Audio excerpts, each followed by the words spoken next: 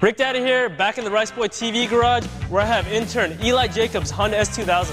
There's two reasons you want to swap out your radiator. The first one is if you're making a lot of horsepower and you want to cool the engine more. The second is if it's cracked. Since Eli's is cracked and he wants to make horsepower, we're going to try to kill two birds with one stone.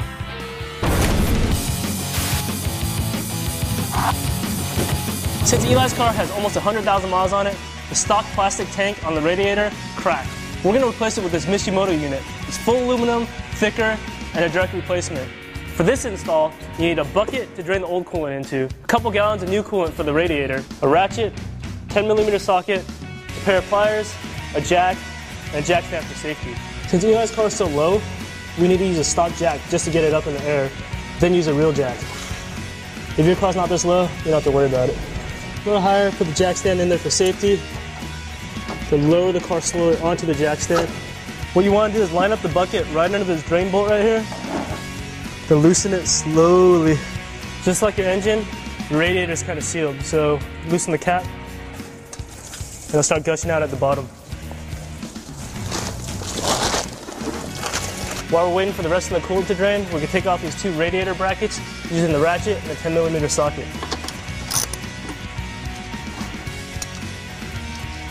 Keep this to the side because you're going to reuse it.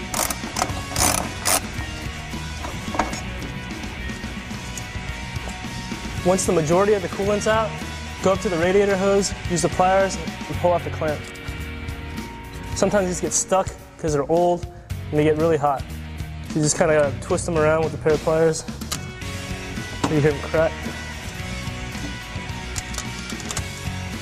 It'll come right off.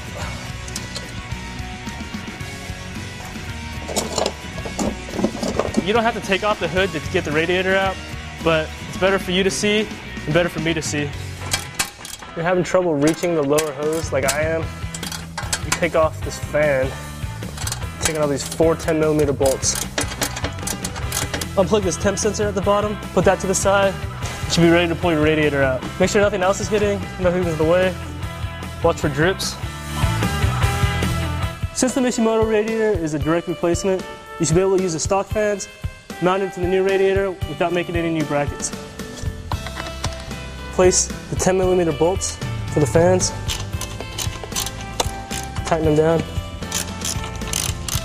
You want to transfer the sensor over from the old radiator to the new radiator. So you use a big ratchet, and I don't have the right size socket, but a 15/16 is good enough. Snug, just make sure you don't strip it.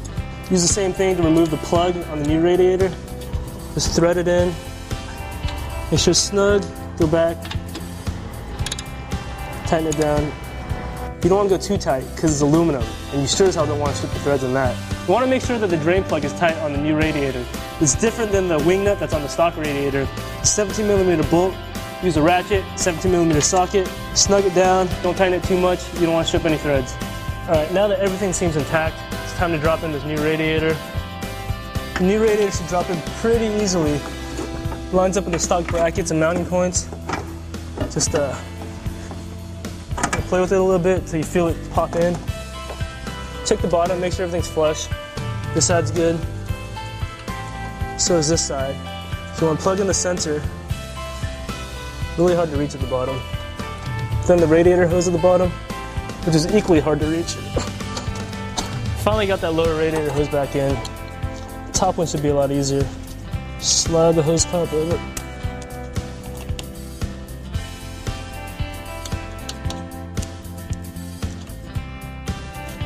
Make sure it's tight.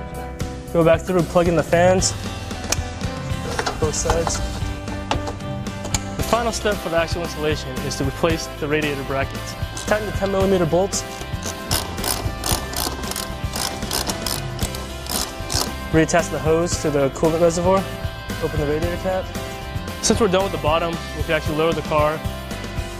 Or if you have a funnel, use it and pour the coolant in slowly. Make sure nothing's dripping at the bottom. You don't have to use a coolant additive, but if you do, we use Purple Ice from Royal Purple. It helps keep the coolant temperatures even lower than it already does with the new radiator. That looks like great Kool-Aid. Even though your radiator might seem like it's full because there's no more coolant going down, there's actually a bunch of little air pockets in there. So what you want to do is start the car, warm it up, let the thermostat open, then flow all the coolant through, maybe pop off the bleeder valve a little bit, let out some air pockets, then you should be good to go. Once you're absolutely positive that there's no more air bubbles in the cooling system, you pull out the funnel. Should have a little bit of overflow, but that's not a big deal. Put back the radiator cap. Make sure it's tight, locked. Wipe down any excess coolant from the radiator. All right, now that I finished all the hard work, I'm gonna send Eli out a test drive. When he comes back, I'm gonna have him clean up. Remember, for more tech stories, check back to www.riceboytv.com.